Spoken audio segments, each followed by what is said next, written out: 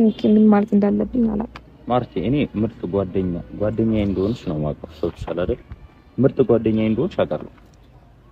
በዛ ከዛ የዘለለ ነገር ግን አንቺም ጋር እንደሌላ አውቃለሁ፣ እኔም ጋር እንደሌላ አውቃለሁ። ግን ደግሞ በመሀላችን የሆነ ነገር ተፈጠረ ተብሎ ዝም ብሎ መጋባት አለ እንዴ? ገና ለሰው ብለን እኮ የሆነ መፍትሄ እኮ መፈየድ ነው ማርቲ። ለሰው ብለን እንደዚህ አይነት ምላሽ አይመለስም። አቤል በነገራችን ላይ እንኪያስ አንዴ ስማ፣ የመሬን ነው በሰው ምክንያት ተገፋፍተን ወይ ደግሞ በቤተሰቡ ቃል ተገፋፍተን ማለት ነው እኔና አንቺ ሁላ እሺ ተባብለን ብንጋባ ሁላ የመሬን ነው ወይ ነገ ወይ ከነገ ወዲያ የምንፋታ ሰዎች ነው። ይሄ ምናልባት እየተላመድን ስንመጣ ልንዋደድ እንችላለን የሚባል ነገር የለም። የሚፈጠረው ነገር አይታወቅም። ሰው ተለማምዶ ስለሷ እኔ ስላንቺ አውቄ አንቺ ስለኔ ያውቀሽ በደንብ ተዋውቀን ምናምን ነው የሚሆነው። እሱን ፈጣሪ ከፈቀደ። አሁን ግን እንኳን ለመጋባት ይድረስና ገና ለፍቅረኛሞች ራሱ ብዙ መንገድ የተጓዙ ሰዎች አይደለም።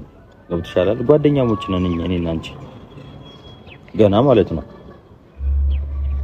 ምርጥ ጓደኝነታችን ደግሞ አታበላሹ። እንደዚህ እያልከ ሚኪያስ እንዴ አግባት የሚባል ነገር አለ እንዴ? አንተ መንገደኛ አምጥቼ ለአግባት ታገባለህ? ቢያንስ እኔ እኮ ተስፋ ስጣት እኮ ነው። የምን አይነት ተስፋ? በእንደዚህ አይነት መልኩ አይደል? ማግባት ካልፈለክ እኮ አለማግባት ትችላለህ። ግን በእንደዚህ አይነት መልኩ አይመለስም ነው። ማርቲ ከኔ ጋር ብትወድ ደስ ነው የሚለኝ። ግን ደግሞ ገና በደንብ አልተወደደ። በቃ ደስተኛ የሚያረግ ከሆነ ማርታ እንጋባ ብላ ስትጠይቅ ቢያንስ እኔ አሁን ላይ ማጋባት አልችልም፣ ግን እንደዚህ ችግርሽን እንፈታለን ወይ ደግሞ አብረን እንቆያለን፣ አብሬሽ ሆናለሁ ምናምን ይባላል እኮ። ግን አንተ እዛ ጋር ተሰብራ ድጋሚ መምጣቷ ነው የዚህም ድጋሚ ልቧን እየሰበረ። እኔ ለምንድን ነው የተሰበረችው? አሁን እኮ በቤተሰብ እኮ ከዚህ በላይ ምን አለ አቤል? እንዴ ምን አለን ብለሻቸዋል? አንቺ በመጀመሪያ ቤተሰቦችሽ ከአቤል ጋር ምን አለን ብለሻቸዋል? ይኸውልህ የሚያዩት ነገር እኮ አለ አይደል እንዴ? እኛም እኮ እያየንባቸው ያለው ነገር አለ። በቴክስት እናወራለን ምናምን አልከኝ። ያው ማታም ስታወሩ ነው ያደራችሁት። ከዛ አንፃር ነው። ከዛ ሲቀጥል ደግሞ ሄርሜላ ላይ በሚደርስባት ነገር አንቺም ተረኛው አንቺ ነሽ ተብላል ስትወቀስ ነው እኮ እሷም አይ እንደዚህ አይደለም ብላ በአንተ ምክንያት ከቤተሰብ ጋር ተደባብራ ከዛ ወይ ካልሆነ አግቢው ወይ ደግሞ የሆነ ነገር አድርጊ እንጂ ዝም ብለሽ እንዲህ ማለትሽ ለአንቺም ለህይወትሽ ጥሩ አይደለም ስትባል ነው ከአንዳንድ ተነሳስተው ወደ አንተ የመጣችው። ቴክስትም ከተላላክም ከተደዋወልንም ሌላ ነገር አለን ማለት አይደለም። ሚኪያስ ተጠንቀቅ እንጂ ነው ነው ጓደኛዬ። እኔ አሁን ለምሳሌ ህይወቴ ላይ ማያስፈልገኝን ሰው አላወራቸውም።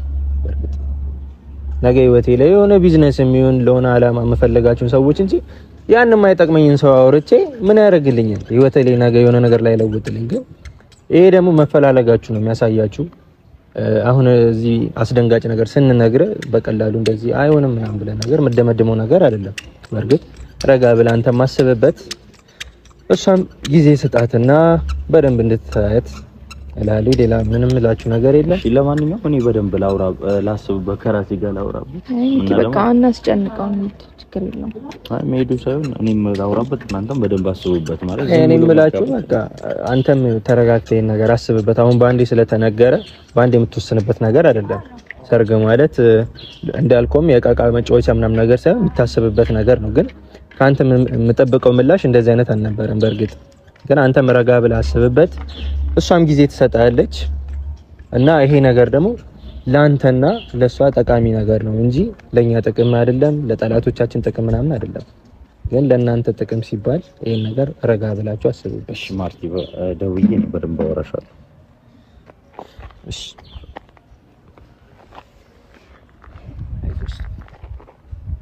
ባንቺ ጨክኖ እንደማይጨክን ታውቂዋለሽ አይደል? እንጃ የሆነ ትንሽ ተስፋ ነበረኝ ሚኪ።